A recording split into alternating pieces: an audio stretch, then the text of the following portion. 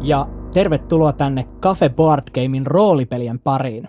Mä olen Ilmari, teidän pelinjohtajanne tänään, kuten aikaisemminkin.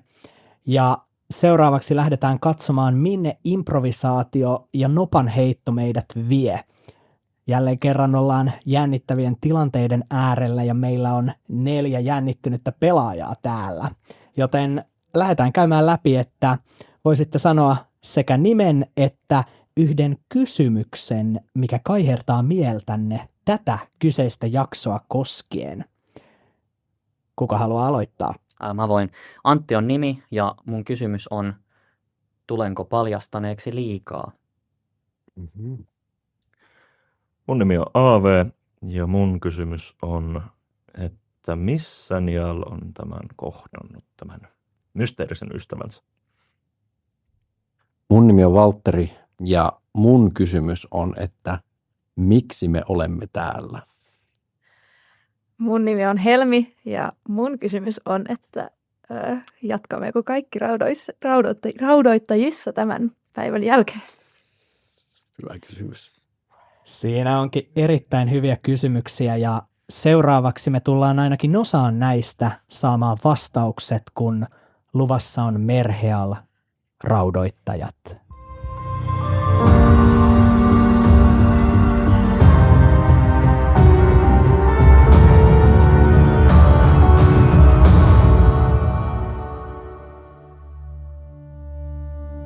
Te olette asettuneet yöksi suurelle maatilalle ja sen rengin sivutaloon, tällaiseen päreillä valaistuun nokiseen pirttiin, kohdattuanne rautaihoisen merkillisen vastustajan ja paettuanne tänne enää reilun päivämatkan päähän Nidarhinista, jossa rautatorni odottaa. Teillä on ollut mukananne tuliaseita, sadonkirjan sivut sekä Minuarin ruumis. Vaan yksi sivu on kateissa, tuliaseista on jäljellä enää 2. Ja kuitenkin te olette onnistuneet hakeutumaan suojaa täksi yöksi. Ja viime kerralla Niall oli saapumassa tähän pirttiin, kohdaten sieltä poistuvan Gustavin Aurelion parannettua hänen haavojaan.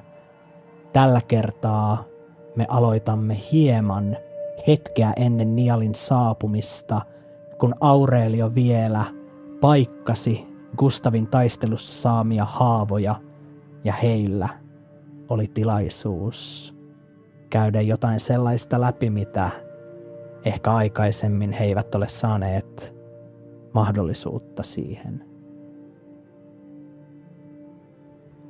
Käyhän makaamaan. Risuharniska ainakin. Ja Gustav alkaa menemään siihen varmaankin pöydälle, mikä on laitettu tuvan keskellä, ja hän alkaa poistamaan nahkaharniskaansa vapisten, ja myöskin Aurelio pystyy huomaamaan muutaman kyyneleen tippuvan Gustavin poskea pitkin. Ja tämä normaalisti ehkä semmoinen harteikas ja niin kuin Gustav myös saattaa näyttää ennenkin päällepäin vähän niin kuin lihaksikkaalta, mutta nyt kun hän ottaa tätä harniskaa pois, sä pystytkin huomaamaan, että suurin osa tästä niin kuin massasta hänen kehossaan on oikeasti vain arpia, jotka on niin kuin vain kasaantuneet ajan saatossa, ja tämän puolihaltijan keho näyttääkin aika ryytyneeltä ja se kantaa paljon tuskaa.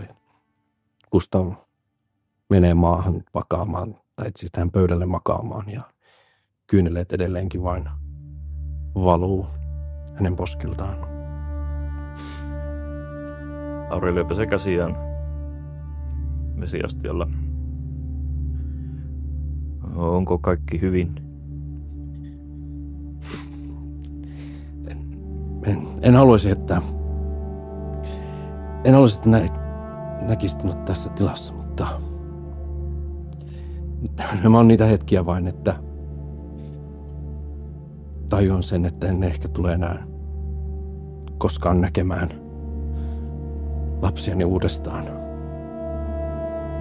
Se, mitä me olemme kohdanneet tässä muutamien päivien aikana, niin minä pelkään, että se menee vielä pahemmaksi ennen kuin se menee paremmaksi. Aurelio alkaa tutkailemaan Gustavin haavoja. Kysyy samalla, että kerro toki lisää lapsistasi, jos haluat.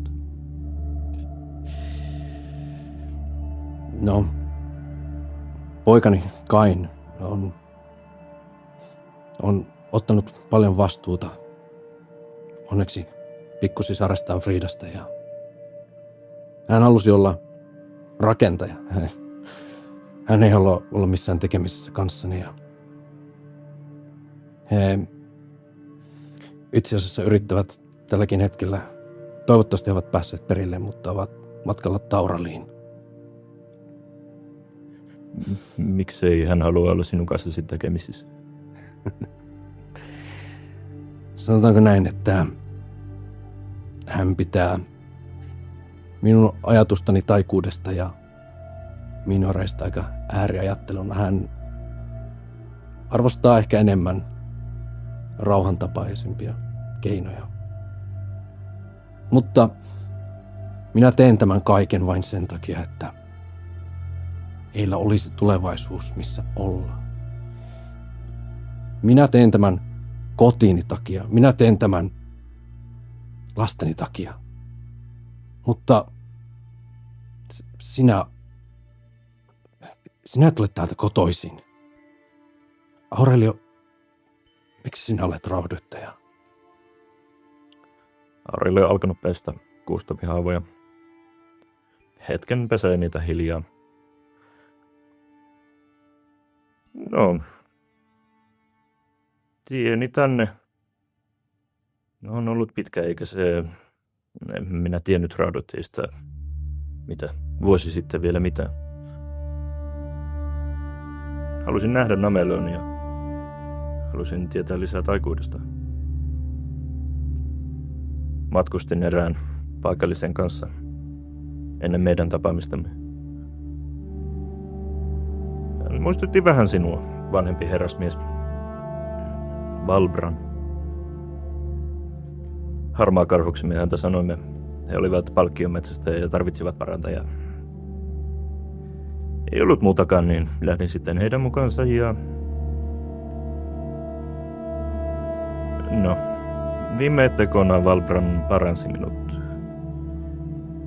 Hän palvoi sellaista valkoista peuraa, minuaria.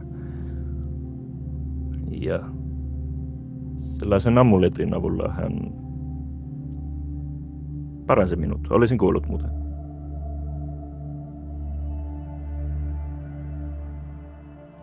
Joten, no. Asia tietenkin kiinnosti minua. Rovenassa ei ole minuareja. Eikä parannustaikuutta. Jos sellaista täältä löytyisi, niin...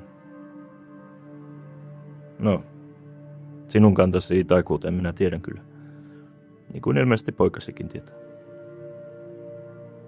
Mutta jos sillä taikuudella voisi tehdä jotain hyvää.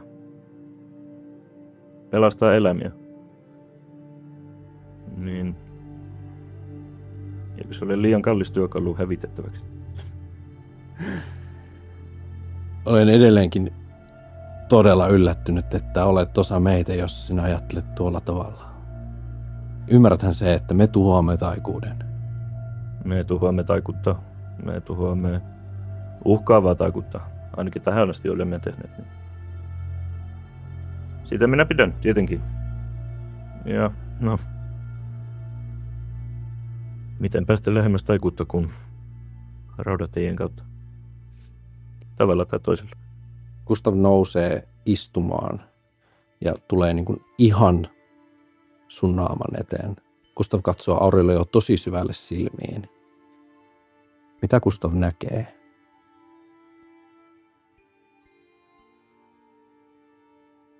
Ehkä hiukan pelästyneen Aurelion. Mutta katseeseen vastataan. Odottavasti.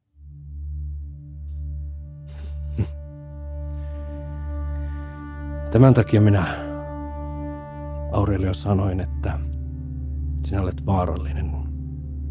Viimeksi kun minua katsottiin tuollaisilla silmillä, niin minulla oli tikari tässä kylkiluiden välissä.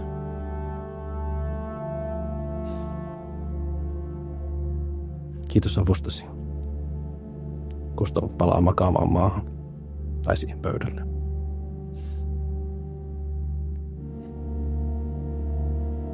No, minun mielestä meidän ryhmässämme on yksi, josta meidän pitäisi keskustella ehkä enemmän kuin minusta. Aurelio palaa pesemään käsiä. Tarkoitatko Nialia? Tarkoitanpa hyvinkin. Liittyykö tämä siihen sivuun? Siihenkin. Luulen, että jos sivu ei ole Nialilla, niin Nial tietää ainakin, missä se on. Kuulemma turvassa, mikä on tietenkin hyvä. Mitä se poika ajattelee? Pelkiri sentään. Hänessä on... Miksi hän on tässä tiimissä mukana on sen takia, että hänessä on aika paljon samaa, mitä minä näin Aivarissa aikanaan. Sellaista kunnianhimoa, sellaista kekseliäisyyttä, mutta hän on aivan liian naivi ja keskittynyt johonkin henkilökohtaiseen kostoon, jonka takia hän ei pysty näkemään suurta kuvaa. Jos hän vain pystyisi ottamaan päänsä pois sieltä koston vadista ja näkemään tilanteen, niin hän voisi olla paras raudoittaja, mitä on. Mutta häntä jokin, en tiedä kuka, onko se joku haltija, joka hänelle on jotain pahaa tehnyt, joku taiankäyttäjä, en tiedä. Mutta hän selkeästi yrittää kostaa hinnalla millä hyvänsä. En tiedä mille, en tiedä kelle. Mutta kostajan silmät minä tunnistan missä vain. Uskon, että jos lepäämme täällä tämän yön, niin huomenna aamulla kaikki on selkeämpää. Ja ovi raottuu tässä kohtaa, kun Nial, joka on ollut etsimässä Aureliota, saapuu tähän hämärään nokiseen pirttiin juuri Gustavin puettua ylleen ja tehdessään lähtöä. Ja Gustavin pitkän katseen kohdattua Nialin, Nial jää tähän pirttiin oven käytyä 2 Aurelion kanssa. Miten parantaminen sujui? Hyvinhän se. Tarvitseeko minun jatkaa töitäni? No, voisithan sinä minunkin haavani katsoa. Pöydälle vain. Pöydälle? Enkö voi seistä? Se on helpompaa, jos sinä makaat. No hyvä on sitten. Ja Niel menee pöydälle makaamaan. Harniska pois. Ja Niel ottaa harniskansa repaleisen nahkaharniskan pois. Näkeekö Aurelio syviä haavoja? Vain pinnallisia pieniä haavoja. Aurelio repäisee pikkusen niitä auki ja kankaita, jotka peittää näitä haavoja. Jos minä jatkan tätä mallia, niin minun kehoani ei peitä kohta mikään muu kuin arpi. Ihoni on kohta kokonaan poissa. Mutta ehkäpä se tekisi minusta kestävämmän taistelussa. Mitä luulet? Aurelio miettii vielä Gustavin haavan peittämään ihoa. No, ainakin se on kokemusta, jos ei muuta. Se kai sen tekee kestävämmäksi. Niin kai. Sinun kehossasi ei taida niitä näkyviä arpia yhtä lailla olla. Vai olenko erehtynyt?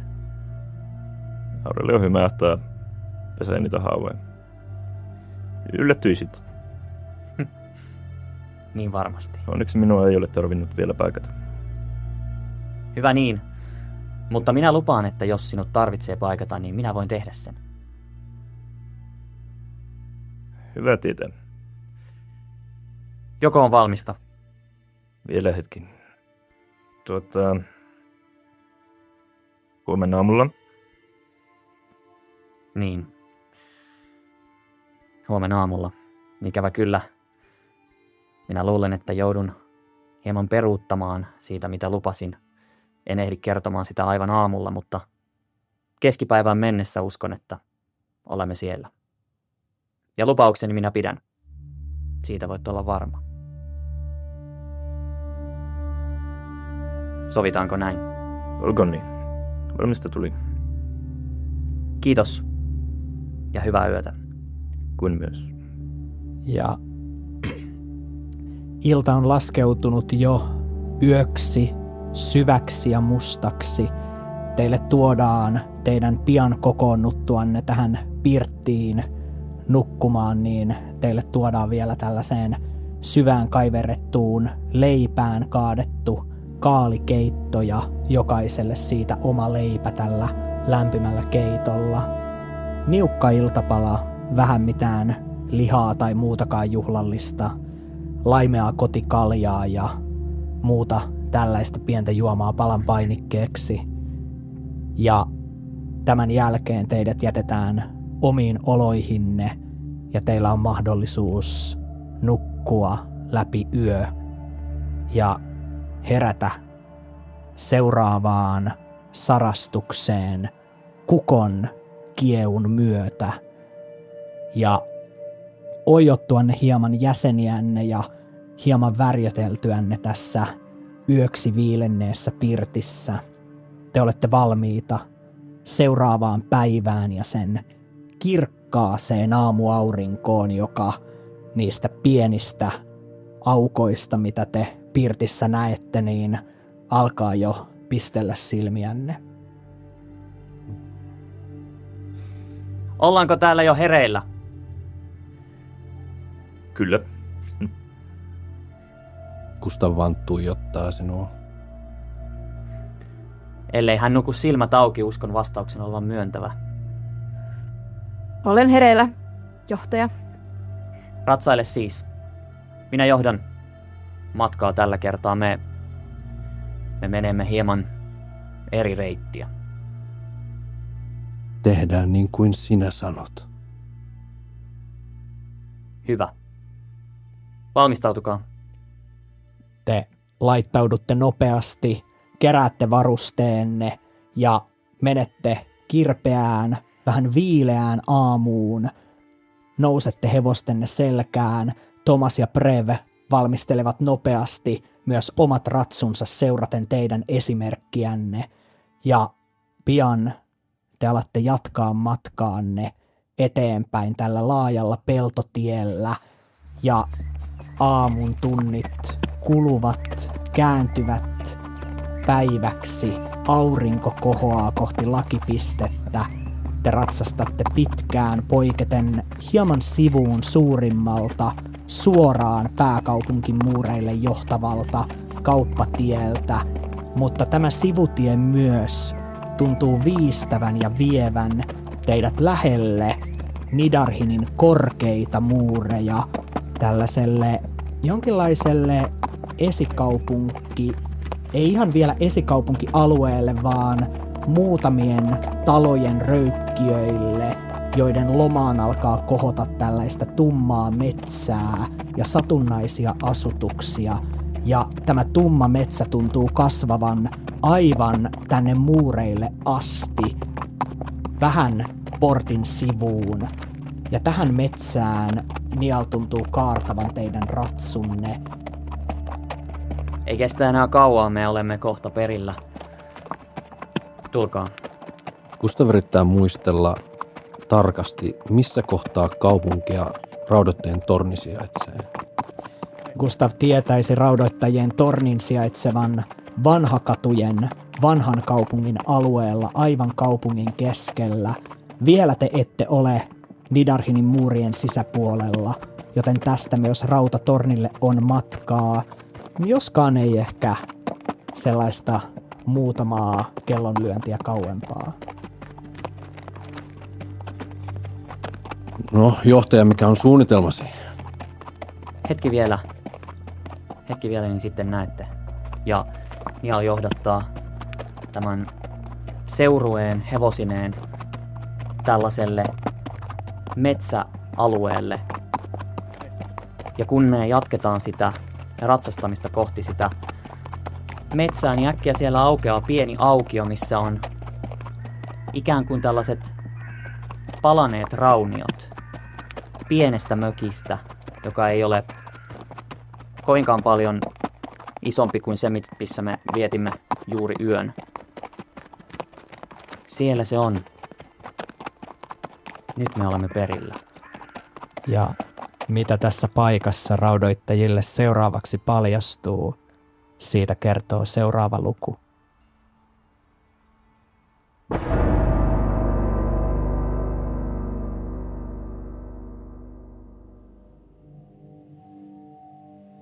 Tämä näky, jonka ympärille te olette kokoontuneet, vaikuttaa hieman erikoiselta. Te olette nähneet matkallanne tänne Nidarhinin muurin reunalle paljon palanutta metsää ennen kuin olette saapuneet syvemmälle Nameleoniin, mutta nyt nämä palaneet tuhkaiset perustukset ovat alueella, joka on muuten säästynyt suuremmalta tulelta, ja teidän tietojenne mukaan Minuarien sotaa ei ole käyty täällä asti. Nial johtaa ratsain seurueen lähelle taloa ja sanoo, pysähtykää ja nouskaa ratsailta. Ja Nial nousee itse ratsailta ja ottaa molemmat tikarinsa ja asettaa ne satulalaukkuun. Jättäkää aseenne. Voisitko sinä vähän kertoa, että mistä tässä on kyse? Aurelio, te olette nyt minun kotonani ja tämä on minun viimeinen käskyni raudoittajien johtajana. Olkaa hyvä, jättäkää aseenne ja tulkaa sisään. Gustav nousee ratsailta, jättää varsiousensa ja miekkansa hevosen satulaan. Eldrid odotti, että Gustav nousee itse ratsailta ja jättää myös aseensa. Aurelio tekee saman, pysyttelee viimeisen. Nial kävelee kohti raunioita ja astuu sisään siitä, missä joskus on ollut toviaukko. Nyt siinä on vain 2 mustunutta jälkeä maassa.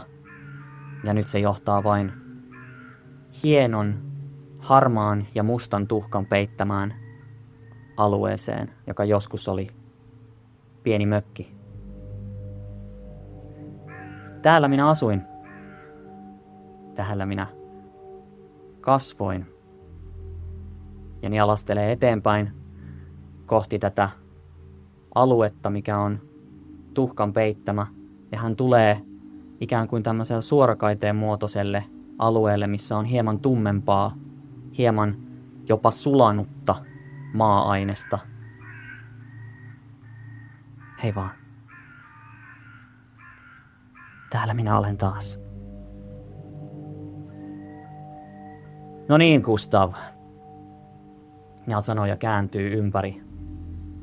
Nyt minä kerron sinulle jotain, jonka muut seurueen jäsenet jo tietävät. Minä kasvoin tässä mökissä äitini kanssa. Olipa vain 2. Nämä metsät ympärillä olivat minun leikkikenttiäni ja joskus jopa eksyin kaupungin muureille asti. Mutta hiljattain, vähän aikaa sitten, Minuarien sodan jo mentyä pois, minä olin leikkimässä metsässä, niin kuin tavallista. Mitäpä muuta minä tekisin. Ja oli ilta. Olin kiivennyt puun oksalle ja katselin tähtitaivasta. Se näkyy täällä hienosti. Kunnes yksi tähdistä alkoi äkkiä liikkua. Minä en voinut uskoa silmiäni. Se kieppui niin kuin kipinä nuotiosta, muuttui siniseksi ja tippui alas. Ja se Se vei syvemmälle metsään ja se tuntui kuin kutsuvan minua. Minä menin ja päädyin läheisen lammen rantaan. Mutta tähteä en löytänyt. Sytytin nuotion ja ajattelin, että kerrankin minulle tapahtui jotain jännittävää ja minä menetin tilaisuuteni. Ja juuri kun olin nukahtamaisillani, nuotiosta nousi kipinä, joka oli hieman eri värinen kuin muut.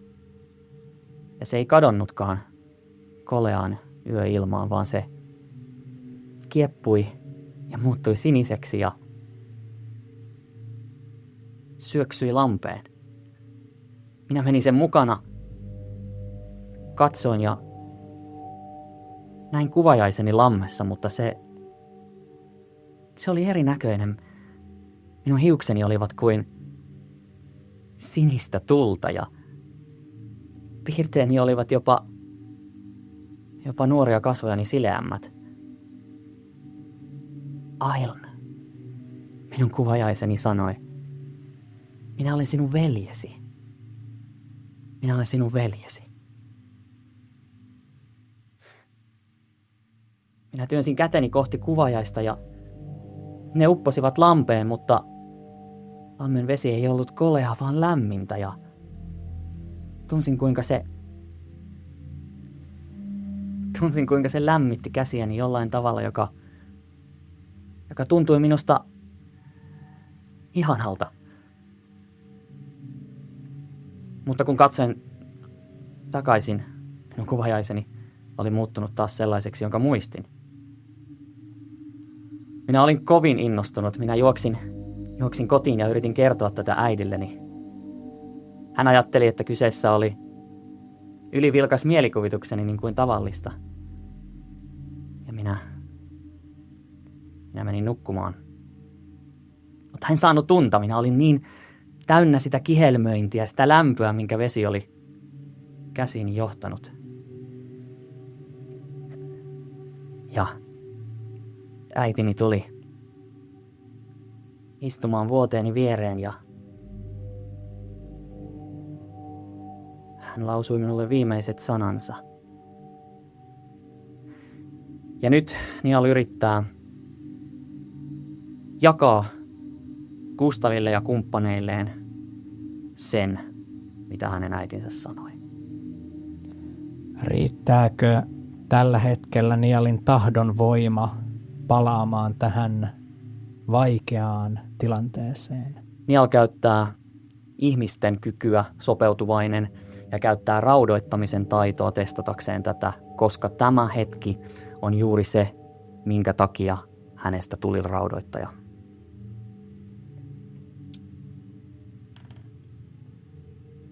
Vyrmra, joten Niall laulaa äitinsä sanat.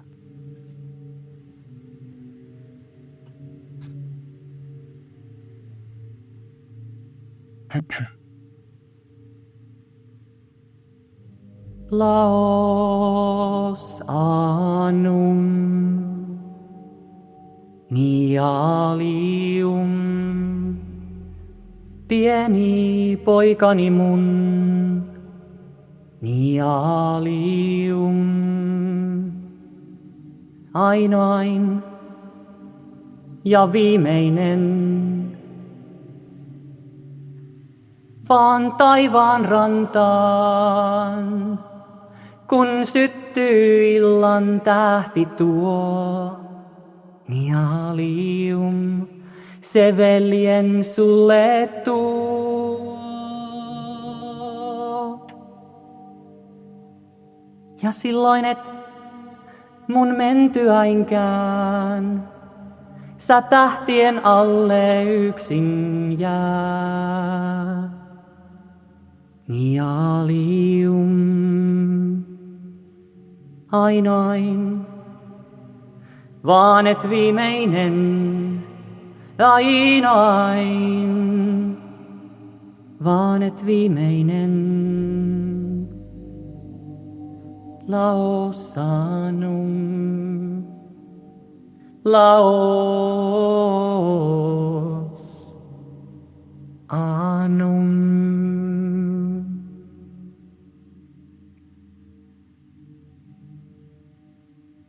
Ja kun äiti oli laulanut laulunsa, minä tunsin, miten minun käsieni lämpö kasvoi ja kasvoi ja pian minun käteni syttyivät tuleen.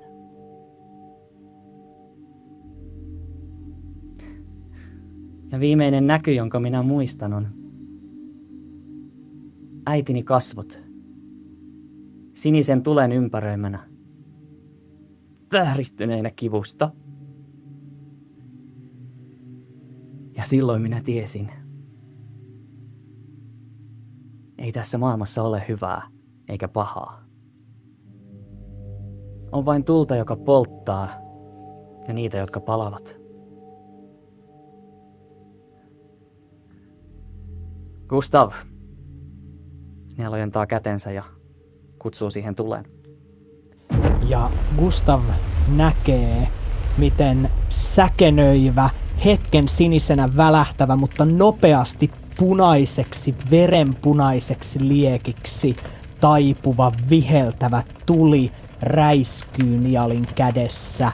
Siinä on kaikki, mitä raudoittajat ovat ikinä vastustaneet, ja se on nyt oman ryhmäläisesi kädessä. Niel sammuttaa tulen. Älä tapa minua vielä, Gustav. Ei ennen kuin kostoni on valmis. Gustav koko kehollaan tärisee ja ehkä sä odotat ensimmäisenä semmoista vihan aggressiota, mutta siitä tuleekin todella surullinen niin kuin ilme, joka näyttäisi siltä, että se olisi kohta alkamassa vollottamaan, itkemään.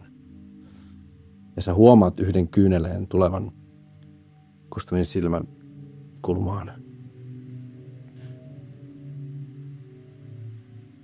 Sinut on Niel kirottu. Ihmiset eivät osaa taikuutta.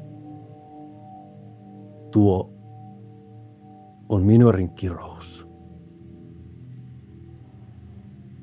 Sillä on merkitystä, mitä sinä haluat tehdä sille kiroukselle. Pidätkö sinä siitä? Pidätkö sinä taikuudesta?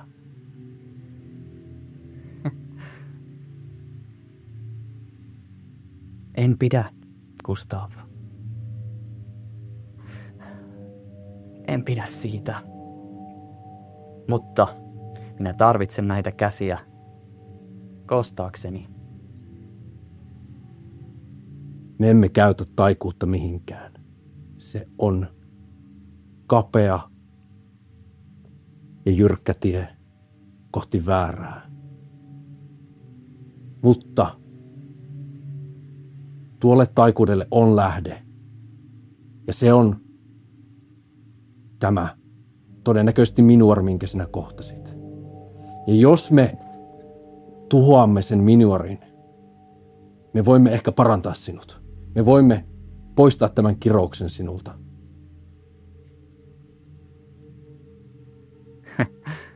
En minä tätä itseni takia tee, Gustav. Minä tiedän. Mutta minä haluan tuhota taikuuden ja minä haluan myöskin tarjota sinulle mahdollisuuden. Sinä olit lapsi. Olet vieläkin lapsi. Se ei ole sinun vikasi. Minuarit ovat ajattomia jumalia, jotka leikkivät kuolevaisilla. Tämä on taas yksi hyvä syy, miksi me taistelemme heitä vastaan. Eli kun kostoni hetki koittaa, sinä et tule tielleni. Jos me teemme tämän raudoittajina, niin sinä saat oikeutesi. Hyvä. Nyt viimeinen käskyni. Antakaa minun hetken olla äitini kanssa. Minä tulen ratsaan sitten perästä tornille. Jättäkää minut hetkeksi yksin. Hyvä on, johtaja. Selvä. Me odotamme sinua tornilla. En viivy kauaa. Ja Nialin jäädessä te nousette ratsaille. Onko suuntanne teidän 3 laukata kohti tornia metsän halki? Kyllä. Ja kaviot loittonevat. Tomas ja Brevi, jotka ovat tämän koko ajan seisoneet kauempana vahtimassa hevosia, mutta ovat hekin nähneet Nialin kädessä tulen, vilkuilevat teitä pelokkaan vaitonaisina, uskaltamatta ihan vielä kysyä, mitä ovat nähneet ja miten sen selittää. Mutta Nial, olet yhä näissä nokisissa perustuksissa. Muutamat noen haituvaiset kohoavat tuulessa. Aurinko on peittymässä pilvien taakse, mutta kapea kaistale siinä näyttää edelleen kajastavan siihen tummempaan kohtaan edessäsi, ja muut ovat loitonneet. Niall polvistuu siihen, missä hänen sänkynsä oli, ja laskee kätensä tuhkaan. Hän koskettaa tuhkaa käsillään, ottaa kuin kourallisen sitä ja antaa valua taas sormiensa välistä pois. Sitten hän laittaa kätensä kaapunsa sisään, ottaa sieltä pienen pullon ja varovasti, hellästi, kuin silittäen, hän ottaa hieman tuhkaa pulloon ja sulkee sen.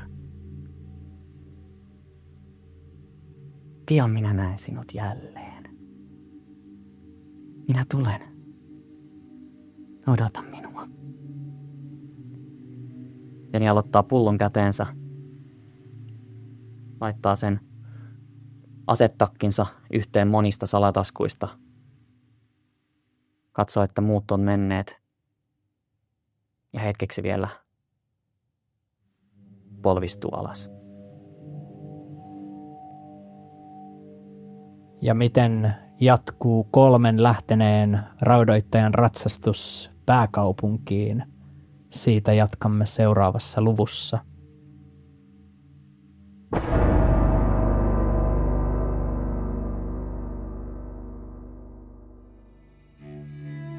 Suurten peltojen keskellä 4 kauppatien risteyksessä leviää Nameleonin pohjoisen valtakunnan suurin kaupunki, Nidarhin, jonka ensimmäisenä elementtinä kohoaa korkea, tornien ja taisteluvarustusten peittämä jyrkkä muuri, jonka harjalla on alati vartiomiehiä tarkkailemassa suurista rautaristikkoporteista sisään virtaavaa kauppioiden ja talonpoikien joukkoa, johon myös te 3, Gustav, Eltrid ja Aurelio, ratsain liitytte, Tomas ja Brev kahdestaan hieman perässänne. Ja te menette suureen muurin lävistävään holvikäytävään, joka hetkeksi aikaa hämärtää lähestulkoon päivän valon teidän ratsastaessanne sen läpi, ja sen jälkeen teidän edessänne avautuu lukuisat sokkeloiset kadut, paljon väkeä, jotka kävelevät ja tunneksivat ympärillä, suuria vaunuja ja kärryjä hevosten vetäminä ohittaa teidät, ja te joudutte omine ratsuinen hieman puikkelehtimaan välissä, vaikka samaa aikaa teille myös yritetään tehdä tilaa niin paljon kuin suinkin mahdollista, koska vähän matkan kuluttamat siniset asetakit tekevät teistä edelleen tärkeän näyn kaupunkikuvassa. Samaan aikaan kun kuulette suuren hälinän ja kopinan, niin haistatte myös kaupungin monet kuonat. Viemäröinti ei varsinkaan ole sitä, mihin Aurelia on ehkä Rovenassa tottunut, vaan täällä kadut ovat yhtäläin täynnä kuonaa. Ja niiden läpi te lähestytte kaupungin keskellä olevaa vanhakatujen aluetta, joka on hieman vanhemmista, rappeutuneemmista kivi- ja puutaloista rakennettu. Sitä ympäröi vanhan muurin perustukset, jotka ovat lähestulkoon maan tasalla, merkkinä siitä, että kaupunki on joskus ollut varsin paljon pienempi kuin miksi se nyt on paisunut. Näillä vanhojen muurin perustuksilla Gustav pysäyttää koko porukan. Ja hän menee varsinkin Brevin ja Thomasin luokse. Nämä 2 Kruununkaartin jäsentä, jotka ovat Davrenin tornista lähtien olleet teidän matkassa, näyttävät nyt kalpeilta ja säpsähtävät nähdessään. Haluan kiittää teitä teidän palveluksestanne. Teidän apunne on nyt ollut tarpeellinen ja riittävä. Ai niin vain. Te olette vapautettuja, mutta haluan vielä muistuttaa teitä yhdestä asiasta ennen kuin lähdette. Selvä. Muistatte varmaan sen pienen välikohtauksen, mikä tapahtui narrien kanssa. He nialaisevat ja katsovat toisiaan. Se kohtaus syntyi turhien juorujen levittäessä kansan keskuudessa. Joten, jos te yhtään välitätte teidän läheisistänne ja perheistänne, niin miettikää tarkkaa, että kenelle aiotte kertoa täällä näkemästänne tai varsinkin myydä tällaista tietoa eteenpäin. He Tämä ei ole uhkaus. Tämä on varoitus. Riittääkö Gustavin suostuttelu edulla pitämään huolta siitä, että nämä tiedot eivät karkaa heidän huuliltaan? Gustav haluaisi käyttää sopeutuvaista kykyään ja käyttää raudoittamisen taitoa tässä. Tämä on varsin mahdollista. Riittää. He ovat kalman kalpeita, nyökkäilevät ja painavat päänsä. Jos se meistä on kiinni, niin meitä sitoo salassapito ja me emme edes ole nähneet mitään sellaista, mitä kellekään pitäisi kertoa. Eikö ole näin? Kyllä näin on, Thomas. Gustav ottaa vielä 6 hopearahaa omasta pussistaan ja antaa ne heille käteen. Te olette suoriutuneet hyvin vaarallisesta tehtävästä, joten pieni lisämaksu olkoon paikallaan. He katsovat näitä hopearahoja, jotka ovat varmasti enemmänkin kuin heidän viikkopalkkansa tai vähintään lyhyestä matkasta saman verran, ja he ottavat ne, nyökkäävät, tekevät kunniaa ja kääntävät ratsunsa. Holvin siunausta teille ja pitäköön Vyrmra myös onnenne teidän kanssanne. Linnanvoudille terveisiä ja kiitokset. Kiitos! Ja he poistuvat. Ja te pääsette jatkamaan syvemmälle vanhakatujen vanhaan kaupunginosaan kolmin. Samalla kun olemme lähestymässä tornia, niin Gustav vielä kääntyy raudoitteensa pariin. Ja kuinka kauan? Kuinka kauan tiesitte tästä? Davrenin tornilla, kun olit tajuttomana, näimme liekin nielin käsissä. Ja ajattelitte olla sitten kertomatta minulle. Minä halusin kertoa saman tien, mutta ei me tietenkään voineet. Ja Minä olit tajuttomana 1,5 viikkoa. Ja ehkä oli parempi, että Niall kertoi sen itse, ettei kukaan tee mitään äkkipikaista ja harkitsematonta. Tänne oli kuitenkin aika pitkä matka. Ei tullut missään vaiheessa mieleen, että tämä olisi hyvä keskustella läpi. kyllä se tuli, mutta toisaalta näimme Nialin käyttävän tätä kykyään uudestaan vasta kohdatessamme ne narrit. Ja tämän jälkeen minä sanoin heti Nialille, että nyt hänen on kerrottava. Jos hän ei olisi tänään kertonut sinulle, minä olisin kertonut sinulle. No niin. ensi kerralla. Kerta riittää. Gustav jatkaa matkaa.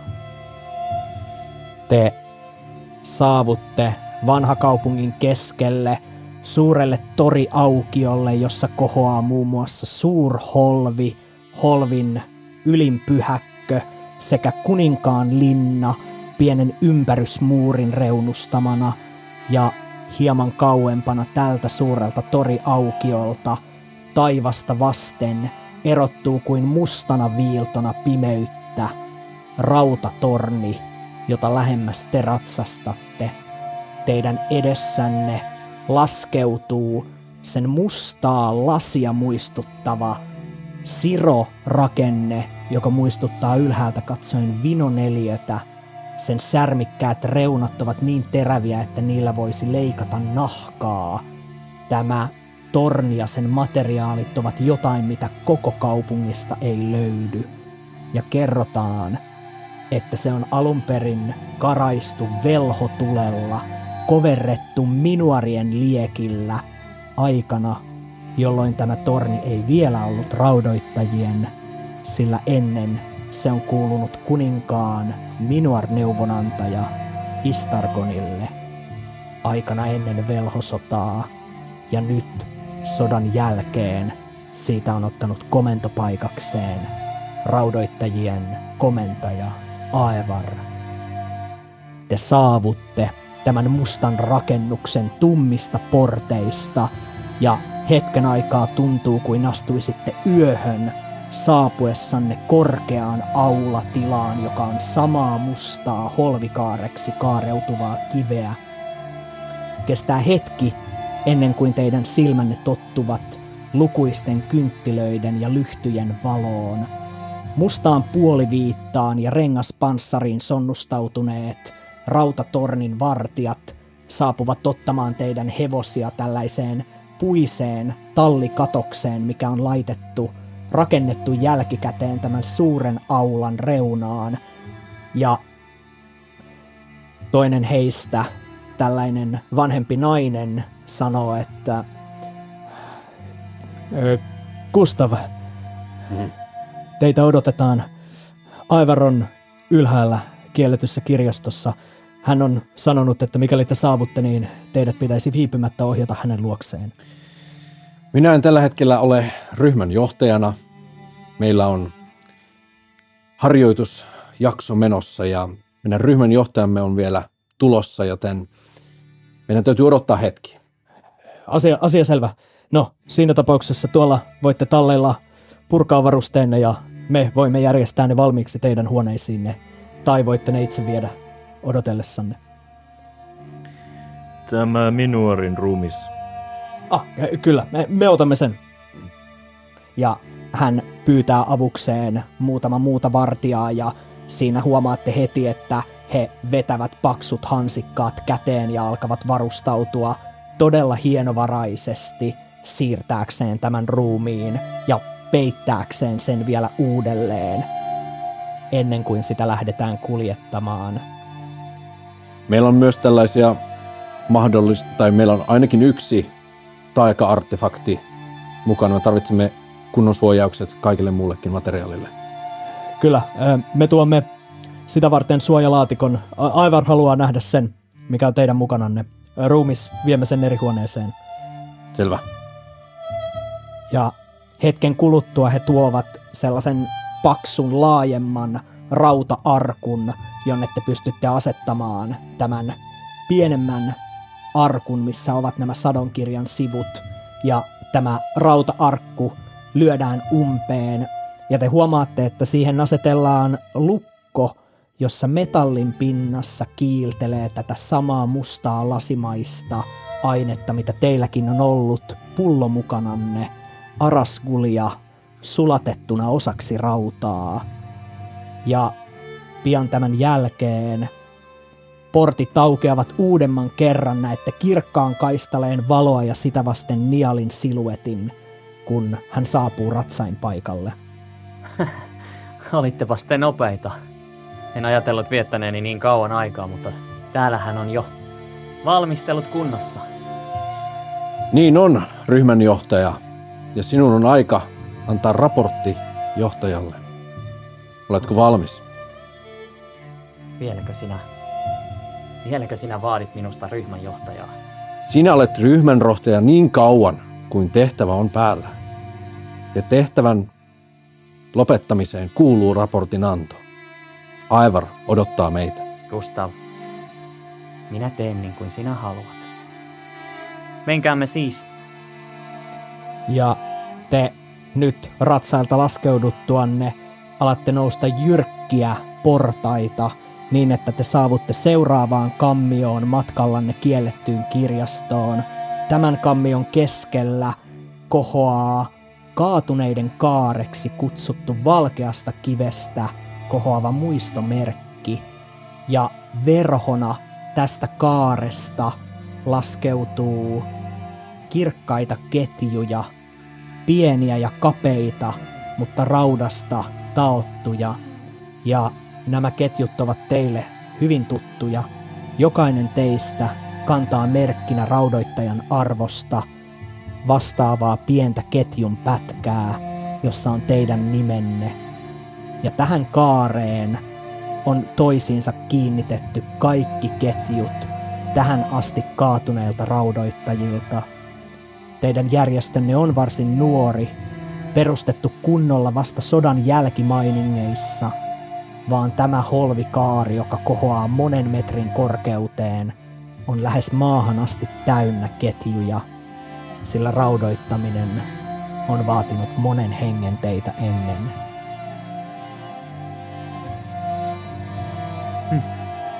Noita on tullut lisää sitten viime näkemän, muistelen. Tarvitsemme kohta toisen kaaren. Toivottavasti emme itse joudu tuonne. Olisi aika ikävää roikkua katosta ikuisesti. Ja te jatkatte sivulle korkeisiin, jyrkkiin, mustiin kierreportaisiin. Tulee niin hämärä, että lähes tulkoon ette näe enää eteenne, kunnes satunnaiset lyhdyt taas muistuttavat teitä tiestä. Ja viimein te päädytte korkeaan, mutta hyvin pieneen mustaan kammioon, jonka seinämät on uurrettu kirjahyllyiksi, hyllyiksi täynnä kääröjä ja vanhoja eepoksia, joihin on kiinnitetty tiukkoja rautaketjuja ja riippulukkoja, jotta niitä pystyy ottamaan hyllyltä luettavaksi ainoastaan ne henkilöt, ketkä pystyvät käsittelemään tietoa varoen, sillä kiellettyyn kirjastoon on koottu raudoittajien takavarikoimaa taianomaista tekstiä, jotain mikä on liian vaarallista vääriin käsiin, mutta jota te tarvitsette suojellaksenne ja ymmärtääksenne taianomaisia vihollisia. Ja kirkas, mutta seinien tummuuden himmentämä takka antaa syviä varjoja luodessaan valoa häälyen tähän tilaan. Ja te näette kammion keskelle nostetun pöydän ääressä teidän raudoittajakomentajanne Aevarin, joka tunnetaan myös lisänimellä Aevar Poltettu, sillä tämän vanhan keskiään ylittäneen miehen kasvojen toisella puolella on syvä musta palovamma, joka muistuttaa käden jälkeä. Tuliainen Minuarien sodasta, sen johtajalta, nyt edesmenneeltä Istargonilta itseltään. Ja tämä vanha raudoittaja seisoo pitkässä, metallilla vahvistetussa sinisessä takissa. Hänen vyöllään tumma miekka, jonka kerrotaan kuuluneen sodan aloittaneelle velho Istargonille, jonka Aevar on riistänyt kaksintaistelussa. Hänen tiukat silmät kohtaavat teidät, ja jokainen teistä muistaa jälleen, millaista on olla noiden pistävien silmien katseen alla. Ja Niall, tämän kaiken paljastamasi jälkeen, etäinen pelko lähes valtaa sinut. Pelko siitä, että nuo silmät voisivat pelkällä katseella nähdä niin syvälle, vaan miten käy raportoinnin ja seuraavan vaiheen, se selviää ensi jaksossa.